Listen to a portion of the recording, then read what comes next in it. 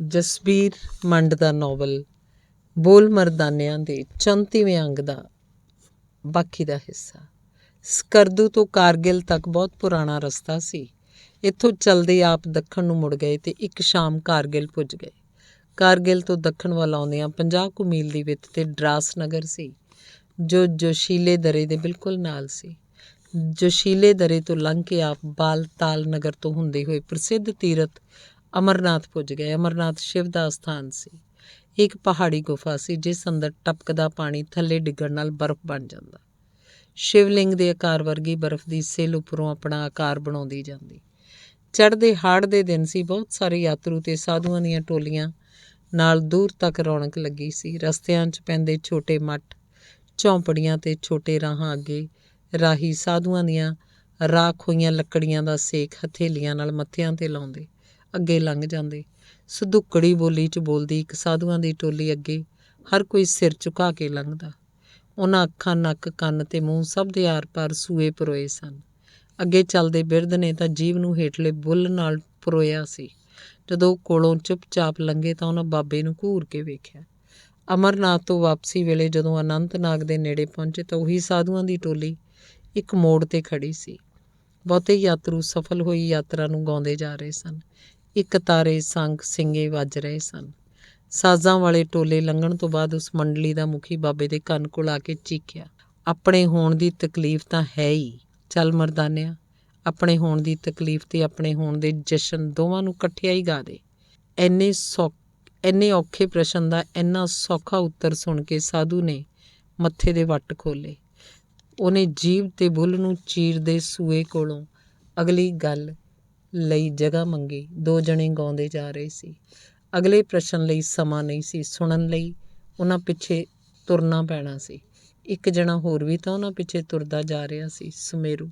ਅਨੰਤਨਾਗ ਲੰਘ ਕੇ ਅੱਗੇ ਮਟਨ ਆ ਗਿਆ। ਕਈ ਪਾਸਿਓਂ ਮੰਦਰਾਂ 'ਚੋਂ ਘੰਟੀਆਂ ਦੀ ਆਵਾਜ਼ ਸੁਣ ਰਹੀ ਸੀ। ਇਹਨਾਂ ਮੰਦਰਾਂ ਅੱਗੇ ਪਾਂਡੇ ਆਪਣੇ ਵਹੀ ਖਾਤੇ ਲੈ ਕੇ ਜਜ਼ਬਾਨਾਂ ਦੀਆਂ ਬੰਸਾਵਲੀਆਂ ਦੱਸ ਰਹੇ ਸਨ। ਇੱਕ ਦਿਨ ਮੰਡਲੀਆਂ ਦੀ ਚਰਚਾ ਤੋਂ ਬਾਹਰ ਨਿਕਲ ਬਿਹਾੜੇ ਦਾ ਵਸਨੀਕ ਬ੍ਰਹਮਦਾਸ ਆਇਆ। ਜਦੋਂ ਤੱਕ ਉਹਦੇ ਚੇਲਿਆਂ ਨੇ ਗ੍ਰੰਥਾਂ ਦਾ ਭੰਡਾਰ ਉਹਦੇ ਅੱਗੇ ਨਹੀਂ ਰੱਖਿਆ, ਉਹ ਚੁੱਪ-ਚਾਪ ਬੈਠਾ ਰਿਹਾ। ਦੱਸਦੇ ਸ਼ਾਸਤਰਾਂ ਦੀ ਮਰਿਆਦਾ ਹੋ, ਪਹਿਰਾਵਾ ਚਮੜੇ ਦਾ ਪਾਇਆ। ਜੇ ਬਸਤਰ ਉਤਾਰ ਵੀ ਦਈਏ ਤਾਂ ਇੱਕ ਹੋਰ ਚਮੜੇ ਦਾ ਪਹਿਰਾਵਾ ਨਿਕਲ ਆਏਗਾ। ਉਹਨੂੰ ਉਤਾਰਨ ਦੀ ਕੋਈ ਵਿਧੀ ਦੱਸੋਗੇ? ਪਹਿਲੀ ਵਾਰ ਹੀ ਉੱਤਰ ਸੁਣ ਬ੍ਰਹਮਦਾਸ ਨੇ ਅੱਖਾਂ ਦੀ ਕੰਬਣੀ ਨੂੰ ਰੋਕਿਆ। ਬ੍ਰਹਮਦਾਸ ਚਰਚਾ ਕਰ ਰਿਹਾ ਸੁਣ ਕੇ ਬਹੁਤ ਸਾਰੇ ਲੋਕ ਸਾਧੂ ਇਕੱਠੇ ਹੋ ਗਏ। ਇਹ ਤਾਂ ਸੌਖੇ ਰਾਹਾਂ ਦੇ ਉੱਤਰ ਨੇ। ਤਪੱਸਿਆ ਦੀ ਗੱਲ ਕਰੋ। ਮਨ ਵੇਖਦਾ ਹੀ ਵਿਰੋਧ ਕਰਨ ਲਈ ਹੈ। ਕਸ਼ਟ ਮਨ ਦੀ ਆਰਾਮਗਾਹ ਹੈ। ਅਸੀਂ ਤਾਂ ਜਸ਼ਨ 'ਚ ਹਾਂ। ਪਰ ਸ਼ਾਸਤਰਾਂ ਨੇ ਤਾਂ ਝੂਠ ਨਹੀਂ ਬੋਲਿਆ। ਜੋ ਤੂੰ ਕਹਿ ਰਿਹਾ ਉਹ ਤੇਰੇ ਦੁਆਰਾ ਵੇਖੇ ਸ਼ਾਸਤਰ ਨੇ। ਵੇਖਣ ਦੁਆਰਾ ਵੀ ਅਗਿਆਨੀ ਹੋਣ ਦੀ ਸੰਭਾਵਨਾ ਹੈ। ਮੇਰੇ ਗਿਆਨ ਨੂੰ ਕੌਣ ਤੈਅ ਕਰੇ? ਜੇ ਮੰਨ ਕੇ ਚੱਲਦੇ ਨੇ ਕਿ ਅਸੀਂ ਆਪਣੇ ਆਪ ਨੂੰ ਜਾਣਦੇ ਹੀ ਹਾਂ, ਉੱਥੇ ਅਗਿਆਨ ਆਪਣਾ ਫੈਸਲਾ ਤੈਅ ਕਰ ਚੁੱਕਿਆ ਹੁੰਦਾ ਹੈ। ਇਹ ਤਾਂ ਤੁਸੀਂ ਸ਼ਾਸਤਰਾਂ ਨਾਲੋਂ ਵੀ ਵੱਡੀ ਉਲਝਣ ਪਾ ਰਹੇ ਹੋ। ਕਿਸੇ ਦੇ ਸੱਚ ਨੂੰ ਪਕੜ ਕੇ ਬੈਠਣਾ ਅਗਿਆਨਤਾ ਦੀ ਸਭ ਤੋਂ ਹਨੇਰੀ ਥਾਂ ਹੈ। ਇਸ ਥਾਂ 'ਤੇ ਇਕਾਗਰਤਾ ਹੰਕਾਰ ਦਾ ਵਿਸਥਾਰ ਕਰਦੀ ਹੈ। ਇਹਦੇ ਲਈ ਕੁਛ ਤਾਂ ਸਾਫ਼ ਕਰੋ। ਤੁਸੀਂ 3 ਤਰ੍ਹਾਂ ਦੇ ਹੋ ਸਕਦੇ ਹੋ, ਜੋ ਦ੍ਰਿਸ਼ ਬਣ ਗਏ, ਜੋ ਦਰਸ਼ਕ ਬਣ ਗਏ, ਜੋ ਦ੍ਰਿਸ਼ਟਾ ਬਣ ਗਏ। ਥੋੜ੍ਹੀ ਦੇਰ ਲਈ ਚੁੱਪ ਵਰਤ ਗਈ। ਲੋਕਾਂ ਨੇ ਪਹਿਲੀ ਵਾਰ ਬ੍ਰਹਮਦਾਸ ਨੂੰ ਚੁੱਪ ਹੁੰਦਿਆਂ ਵੇਖਿਆ। ਪਰ ਮੈਂ ਆਪਣੇ ਆਪ ਨੂੰ ਕਿੱਥੇ ਵੇਖਾਂ, ਕਿਵੇਂ ਦਿਸਾਂ? ਇੱਕ ਵਿਧੀ ਹੈ ਫੁੱਲ ਦੇ ਪਿੱਛੇ ਵੱਲ ਵੇਖਣਾ ਤੇ ਇੱਕ ਹੈ ਬੀਜ ਤੋਂ ਅੱਗੇ ਵੇਖਣਾ। ਪਰ ਜੋ ਮੂਲ ਤੋਂ ਬਿਨਾਂ ਵੇਖਦੇ ਨੇ ਉੱਥੇ ਨਾ ਫੁੱਲ ਹੈ ਨਾ ਬੀਜ ਹੈ। ਤੁਹਾਡੀਆਂ ਇੰਨੀਆਂ ਸਿੱਧੀਆਂ ਗੱਲਾਂ ਡੂੰਘੀਆਂ ਕਿਉਂ ਜਾਪਦੀਆਂ ਨੇ? ਮੈਂ ਤਾਂ ਪ੍ਰਾਣਾਂ ਦਾ ਪਿਆਸਾ ਮਤਵਾਲਾ ਇਸ ਤਰ੍ਹਾਂ ਉਧੇੜ ਕੇ ਨਾ ਛੱਡ ਜਾਣਾ। ਮੇਰੇ ਲਈ ਸੂਈ ਧਾਗਾ ਦੇ ਕੇ ਜਾਣਾ। ਇਸ ਛਿਨ ਪਲ ਦੇ ਰੂਪਾਂਤਰ ਨੂੰ ਅੱਜ ਕੱਲ੍ਹ ਮਰਦਾਨਾ ਇੱਕ ਪਲ ਲਈ ਵੀ ਓਹਲੇ ਨਹੀਂ ਸੀ ਹੋਣ ਦਿੰਦਾ। ਛਿਣਾਂ ਦੀ ਸੁਤੰਤਰਤਾ ਕਿਵੇਂ ਫੈਲਦੀ ਹੈ? ਉਹ ਇੱਕ ਟੱਕ ਬ੍ਰਹਮਦਾਸ ਵੱਲ ਵੇਖਦਾ ਰਿਹਾ। ਨਹੀਂ ਤਾਂ ਹਰ ਵਾਰੀ ਰਸਤੇ 'ਚ ਇਹੋ ਸਵਾਲ ਪਰੇਸ਼ਾਨ ਕਰਦਾ ਰਹਿੰਦਾ, ਉਹ ਛਿਣ ਕਿਵੇਂ ਫੈਲਿਆ ਸੀ? ਮੈਂ ਤਾਂ ਕੁਦਰਤ ਨਾਲ ਜੂਝਦਾ ਹੀ ਰਿਹਾ ਮਹਾਰਿਸ਼ੀਓ। ਬ੍ਰਹਮਦਾਸ ਬਾਬੇ ਦੇ ਪੈਰਾਂ ਵੱਲ ਝੁਕਿਆ। ਬਾਬਾ ਆਪਣੀ ਯਾਦ ਦਾ ਕੋਈ ਆਖਰੀ ਸਕਾ ਸ਼ਬਦ ਬੋਲਦੇ, ਸ਼ਬਦ ਗੁਰੂ। ਇਸ ਸਨਾਟੇ ਤੋਂ ਬਾਅਦ ਉਹ ਤਿੰਨੋਂ ਮੰਦਰ ਤੋਂ ਹੇਠਾਂ ਉਤਰਦੇ ਰਸਤੇ ਵੱਲ ਚੱਲ ਪਏ। ਲੋਕ ਉਹਨਾਂ ਦੇ ਪਿੱਛੇ ਆਏ। ਬ੍ਰਹਮਦਾਸ ਉੱਥੇ ਹੀ ਰੁਕ ਗਿਆ। ਕੁਛ ਲੋਕ ਗੱਲਾਂ ਕਰ ਰਹੇ ਸਨ। ਫਿਰ ਉਹ ਮਟਨ ਤੋਂ ਦੂਰ ਹੁੰਦੇ ਗਏ। ਮਟਨ ਤੋਂ ਦੂਰ ਹੁੰਦਿਆਂ ਉਹਨਾਂ ਗਾਉਣਾ ਸ਼ੁਰੂ ਕਰ ਦਿੱਤਾ ਸੀ। ਆਪੀ ਨੇ ਆਪ ਸਾਜ ਆਪ ਪਛਾਣਿਆ, ਅੰਬਰ ਧਰਤ ਵਿਛੋੜ ਚੰਦੋਆ ਤਾਣਿਆ। ਵਿਣ ਥੰਮਾ ਗਗਨ ਰਹਾਏ ਸਵਾ ਨਿਸ਼ਾਨਿਆ। ਸੂਰਜ ਚੰਦ ਉਪਾਏ ਜੋਤ ਸਮਾਣਿਆ। ਮਟਨ ਤੋਂ ਅਨੰਤਨਾਗ ਹੁੰਦੇ ਉਹ ਸ੍ਰੀਨਗਰ ਪਹੁੰਚ ਗਏ। ਇੱਥੋਂ ਅਨੰਤਨਾਗ 40 ਮੀਲ ਦੱਖਣ ਵੱਲ ਸੀ। ਇਹ ਨਗਰ ਮਹਾਰਾਜਾ ਅਸ਼ੋਕ ਦਾ ਵਸਾਇਆ ਨਗਰ ਸੀ। ਪਹਾੜੀ ਦੀ ਚੋਟੀ ਉੱਤੇ ਪ੍ਰਾਚੀਨ ਸ਼ੰਕਰਾਚਾਰੀਆ ਦਾ ਮੰਦਰ ਸੀ। ਬਹੁਤ ਸਾਰੇ ਜੋਗੀਆਂ ਦੀਆਂ ਮੰਡਲੀਆਂ ਸ਼ਾਸਤਰਾਂ, ਵੇਦਾਂ, ਪੁਰਾਣਾਂ 'ਤੇ ਵਿਚਾਰ ਕਰਦੀਆਂ ਸੁਣੀਆਂ। ਬ੍ਰਹਮਦਾਸ ਵਾਂਗ ਉਹਨਾਂ ਵਿੱਚੋਂ ਕਈਆਂ ਦੇ ਬਾਬੇ ਨੇ ਭਰਮ ਦੂਰ ਕੀਤੇ। ਇੱਥੋਂ ਦੱਖਣ ਵੱਲ ਉਸ ਰਾਹ 'ਤੇ ਚੱਲ ਪਏ ਜੋ ਬਾਰਾਮੂਲਾ ਨੂੰ ਜਾਂਦਾ ਸੀ। ਬਾਰਾਮੂਲਾ ਜੇਹਲਮ ਦਰਿਆ ਦੇ ਕੰਢੇ 'ਤੇ ਵਸਿਆ ਨਗਰ ਸੀ। ਇੱਥੋਂ ਸ੍ਰੀਨਗਰ 35 ਮੀਲ ਪਿੱਛੇ ਰਹਿ ਗਿਆ ਸੀ। ਜੇਹਲਮ ਤੋਂ ਪਾਰ ਉਹਨਾਂ ਹਰਮੁਖ ਗੰਗਾ ਇੱਕ ਬੇੜੀ ਰਾਹੀਂ ਪਾਰ ਕੀਤੀ। ਫਿਰ ਉਹ ਬਾਰਾਮੂਲਾ ਤੋਂ ਜੇਹਲਮ ਦਰਿਆ ਦੇ ਖੱਬੇ ਪਾਸੇ ਵਾਲੇ ਰਾਹ 'ਤੇ ਚੱਲਦੇ ਪੱਛਮ ਦੱਖਣ ਉੜੀ ਨਗਰ ਪਹੁੰਚੇ। ਇਹ ਬਾਰਾਮੂਲਾ ਤੋਂ 30 ਮੀਲ ਦੇ ਕਰੀਬ ਸੀ। ਇੱਥੋਂ ਅੱਗੇ ਕੁਹਾਲੇ ਪਹੁੰਚੇ ਗਏ। ਉਹਨਾਂ ਰਸਤਿਆਂ ਵਿੱਚ ਕਈ ਜਗ੍ਹਾ ਛੋਟੇ ਛੋਟੇ ਮਾਜਰਿਆਂ 'ਚ ਕੀਰਤਨ ਕੀਤਾ।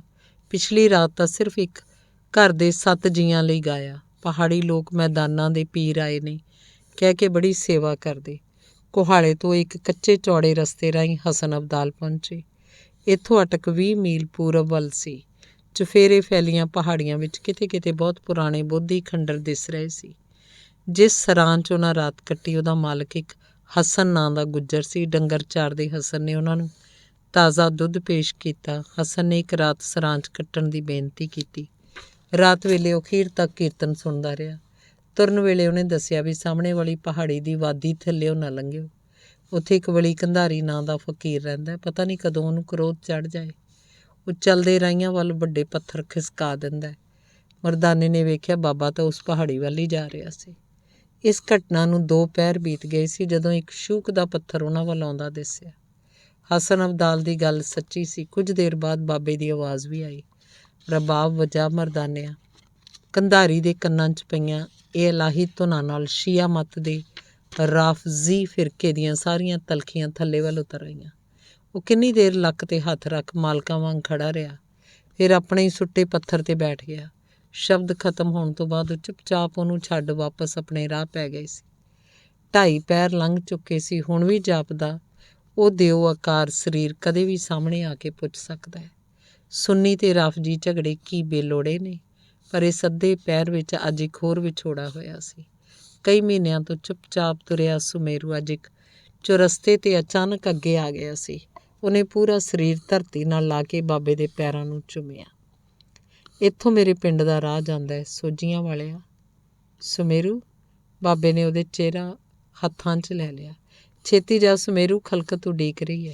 ਫਿਰ ਉਹਨੇ ਮਰਦਾਨੇ ਵੱਲ ਵੇਖਿਆ। ਪੈਰਾਂ ਵੱਲ ਝੁਕਦਿਆਂ ਵੇਖ ਮਰਦਾਨੇ ਨੇ ਰਬਾਬ ਅੱਗੇ ਕਰਤੀ। ਫਿਰ ਗਿੱਲੀਆਂ ਅੱਖਾਂ ਨਾਲ ਉਹਨੂੰ ਦੇਰ ਤੱਕ ਵੇਖਦਾ ਰਿਹਾ, ਜਦੋਂ ਤੱਕ ਉਹ ਦਿਸਦਾ ਰਿਹਾ ਅਗਲੇ ਪਹਿਰਾਂ 'ਚ ਫਿਰ ਵਲੀ ਕੰਧਾਰੀ ਯਾਦ ਹੀ ਨਹੀਂ ਆਇਆ। ਹਸਨ ਅਬਦਾਲ ਤੋਂ 2 ਗੱਡਿਆਂ ਦਾ ਇੱਕ ਚੌੜਾ ਰਾਹ ਲਾਹੌਰ ਤੇ ਪਿਸ਼ਾਵਰ ਨੂੰ ਜਾਂਦਾ ਸੀ। ਭਾਰੀ ਲਦਾਨ ਨਾਲ ਲੱਦੇ ਗੱਡੇ, ਊਠ ਖੱਚਰਾਂ, ਰੱਥਾਂ ਨਾਲ ਰਸਤੇ 'ਚ ਧੂੜ ਉੱਡ ਰਹੀ ਸੀ। ਕਾਫੀ ਦੇਰ ਤੋਂ ਮੀਂਹ ਨਹੀਂ ਸੀ ਪਿਆ ਲੱਗਦਾ।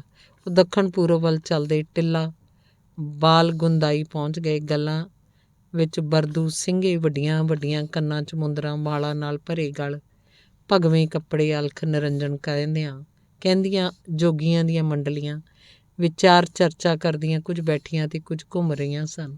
ਜ਼ਿਆਦਾ ਚਰਚਾ ਆਸਣਾ ਵਿਧੀਆਂ ਦੀ ਚੱਲ ਰਹੀ ਸੀ। ਮਰਦਾਨੇ ਨੇ ਸੁਣਿਆ ਇਸ ਤੋਂ ਅੱਗੇ ਕੋਈ ਬੋਲ ਹੀ ਨਹੀਂ ਸੀ ਰਿਹਾ। ਜਦ ਵੀ ਕਿਸੇ ਜੋਗੀ ਬਾੜੇ ਕੋਲੋਂ ਲੰਘੇ ਉਹਨਾਂ ਸਾਧਕਾਂ ਨੂੰ ਵਿਧੀਆਂ ਉੱਤੇ ਚਰਚਾ ਕਰਦੇ ਸੁਣਿਆ। ਅੱਜ ਸਵੇਰ ਦਾ ਕੀਰਤਨ ਵੀ ਅਜਿਹੇ ਸ਼ਬਦ ਨਾਲ ਸ਼ੁਰੂ ਹੋਇਆ, ਸਿੱਧ ਸਾਧਕ ਜੋਗੀ ਅਰ ਜੰਗਮ, ਏਕ ਸਿੱਧ ਜਿਨੀ ਧਿਆਇਆ, ਪਰਸਤ ਪੈਰ ਸਿਜਤ ਤੇ ਸਵਾਮੀ, ਅੱਖਰ ਜਿਨ ਕੋ ਆਇਆ, ਜਪ ਤਪ ਸੰਜਮ ਕਰਮ ਨਾ ਜਾਣਾ, ਨਾਮ ਜਪੀ ਪ੍ਰਭ ਤੇਰਾ, ਗੁਰ ਪਰਮੇਸ਼ਰ ਨਾਨਕ ਭੇਟਿਓ ਸਾਚੇ ਸ਼ਬਦ ਨਿਬੇਰਾ। ਕੀਰਤਨ ਤੋਂ ਬਾਅਦ ਇੱਕ ਜੋਗੀਆਂ ਦਾ ਟੋਲਾ ਮਰਦਾਨੇ ਤੋਂ ਕੈਲਾਸ਼ ਪਰਬਤ ਤੋਂ ਲੈ ਕੇ ਜਗਨਨਾਥ ਦੀਆਂ ਯਾਤਰਾਵਾਂ ਬਾਰੇ ਪੁੱਛਦਾ ਰਿਹਾ। ਚਿਲਮਾਂ ਦੇ ਧੂਏ ਨਾਲ ਕਈ ਵਾਰ ਮਰਦਾਨੇ ਦਾ ਸਾਹ ਰੁਕਿਆ। ਤੂੰ ਤਾਂ ਬਹੁਤ ਜੋਗੀਆਂ ਦੀ ਅੱਗ ਸੇਕੀ ਹੋਣੀ ਆ, ਕੋਈ ਨਵੀਂ ਵਿਧੀ ਵੀ ਸਾਧੀ? ਜਿੰਨੇ ਤੀਰਥ ਤੂੰ ਘੁੰਮਿਆ ਏ ਤੋਂ ਬਾਅਦ ਤਾਂ ਬੰਦਾ ਉਂਝ ਹੀ ਸ਼ੂਨਿਆ ਹੋ ਜਾਂਦਾ। ਤੂੰ ਹਾਲੇ ਵੀ ਗਾ ਰਿਹਾ। ਉਹ ਲਗਾਤਾਰ ਮਰਦਾਨੇ ਨੂੰ ਸਵਾਲ ਕਰਦੇ ਰਹੇ। ਕਿਤੇ ਗਾਉਣ ਤੇਰੀ ਜੋਗ ਵਿਧੀ ਤਾਂ ਨਹੀਂ? ਮਰਦਾਨੇ ਨੇ ਕਿਸੇ ਦਾ ਕੋਈ ਉੱਤਰ ਨਾ ਦਿੱਤਾ। ਉਹ ਬਾਂਹ ਉੱਪਰ ਸਿਰ ਰੱਖ ਕੇ ਪਿਆ ਸੀ। ਉਸੇ ਉੱਪਰੋਂ ਸਿਰ ਘੁਮਾ ਬਾਬੇ ਵੱਲ ਵੇਖਦਾ ਰਿਹਾ, ਪਰ ਉੱਧਰੋਂ ਵੀ ਕੋਈ ਆਵਾਜ਼ ਨਹੀਂ ਆਈ। ਨਾ ਤੂੰ ਬੋਲਦਾ ਹੈ, ਨਾ ਤੇਰਾ ਗੁਰੂ। ਕਿਤੇ ਵਿਧੀਆਂ ਤੋਂ ਵੀ ਪਹਿਲਾਂ ਹੀ ਤਾਂ ਨਹੀਂ ਰੁਕੇ ਹੋਏ।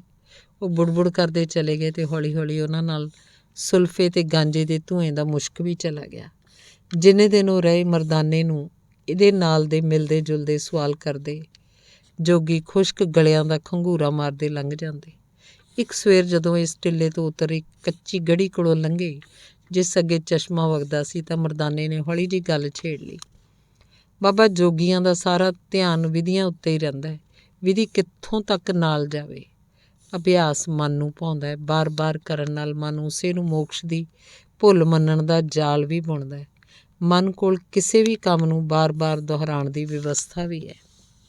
ਸਾਧਕ ਲਈ ਤਾਂ ਫਿਰ ਇਹ ਬਹੁਤ ਪ੍ਰੀਖਿਆ ਦੀ ਘੜੀ ਹੈ। ਗੁਰੂ ਅਜਿਹੀਆਂ ਘੜੀਆਂ ਲਈ ਹੀ ਹੁੰਦੇ ਨੇ। ਬਾਬੇ ਦੇ ਮੂੰਹੋਂ ਨੇ ਇਹ ਅੱਜ ਦੂਜੀ ਵਾਰ ਸੁਣਿਆ ਸੀ। ਬਾਬਾ ਗੁਰੂ ਦੀ ਵਿਆਖਿਆ ਸਿਰਫ ਗਾ ਕੇ ਹੀ ਕਰਦਾ ਸੀ। ਫਿਰ ਤਾਂ ਵਿਧੀਆਂ ਦੱਸਣ ਵਾਲਾ ਵੀ ਗੁਰੂ ਅਤੇ ਵਿਧੀਆਂ 'ਚੋਂ ਕੱਢਣ ਵਾਲਾ ਵੀ ਗੁਰੂ। ਵਿਧੀ ਮਨ ਨੂੰ ਆਪਣੇ ਗੱਲ ਕਹਿਣ ਦਾ ਮੌਕਾ ਦਿੰਦੀ ਹੈ। ਮਨ ਦੀ ਚੋਰੀ ਫੜ ਕੇ ਦੱਸਦੀ ਵੀ ਹੈ। ਮਨ ਉਹਨੂੰ ਹੀ ਫੜ ਕੇ ਬੈਠ ਜਾਂਦਾ। ਇਹ ਤਾਂ ਉਹ ਚਾਹੁੰਦਾ ਪ੍ਰਸ਼ਨ ਉੱਤਰ ਵੱਲ ਨਾ ਜਾਏ। ਫਿਰ ਤਾਂ ਜੋਗੀ ਸਭ ਤੋਂ ਵੱਧ ਸੰਕਟ ਵਿੱਚ ਫਸੇ ਨੇ ਬਾਬਾ। ਹਾਂ ਮਰਦਾਨਿਆਂ, ਸਾਰੀਆਂ ਵਿਧੀਆਂ ਨੇ ਸਰੀਰ ਤੋਂ ਬਾਹਰ ਨਿਕਲਣਾ ਹੁੰਦਾ ਹੈ ਅਤੇ ਜੋ ਅੰਦਰ ਰਹਿ ਗਈ ਉਹੀ ਬੰਧਨ। ਗੱਲਾਂ ਕਰਦਿਆਂ ਪਤਾ ਹੀ ਨਹੀਂ ਸੀ ਲੱਗਿਆ ਅੱਗੇ ਜੇਹਲਮ ਦਰਿਆ ਦਾ ਪੱਤਣ ਆ ਗਿਆ ਸੀ। ਪਹਿਲਾਂ ਜੇਹਲਮ ਤੋਂ ਫਿਰ ਜਨਾਬ ਦਰਿਆ ਪਾਰ ਕਰਦੇ ਉਹ ਸਾਕਲਾ ਸਿਆਲਕੋਟ ਨੇੜੇ ਪਹੁੰਚੇ। ਬਹੁਤ ਹੀ ਪੁਰਾਣਾ ਨਗਰ ਸੀ, ਕਦੇ ਪੰਜਾਬ ਦੀ ਰਾਜਧਾਨੀ ਰਿਹਾ ਸੀ।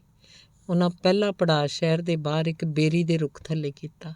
ਸ਼ਾਮ ਵੇਲੇ ਗਜਾ ਕਰਨ ਤੁਰੇ ਮਰਦਾਨੇ ਨੂੰ ਬਾਬੇ ਨੇ ਪਿੱਛੋਂ ਆਵਾਜ਼ ਮਾਰੀ, ਆਉਣ ਲੱਗਿਆਂ ਸੱਚ ਤੇ ਝੂਠ ਵੀ ਖਰੀਦ ਲਿਆਈ। ਸ਼ਹਿਰ ਵੱਲ ਜਾਂਦਾ ਮਰਦਾਨਾ ਸੋਚਦਾ ਰਿਹਾ, ਕਿਤੇ ਇਹਦੇ 'ਚ ਵਿਧੀਆਂ ਪੁੱਛਣ ਦਾ ਉੱਤਰ ਤਾਂ ਨਹੀਂ ਛੁਪਿਆ ਹੋਇਆ। ਉਹਨੇ ਚਿਹਰੇ ਵੇਖ ਕੇ ਕਈ ਦੁਕਾਨਦਾਰਾਂ ਕੋਲੋਂ ਇਹ ਸਵਾਲ ਪੁੱਛਿਆ। ਆਖਿਰ ਇੱਕ ਦੁਕਾਨਦਾਰ ਨੇ ਕਾਗਜ਼ ਉੱਤੇ ਲਿਖ ਕੇ ਉੱਤਰ ਦਿੱਤਾ, ਧੰਨਵਾਦ, ਚੱਲਦਾ।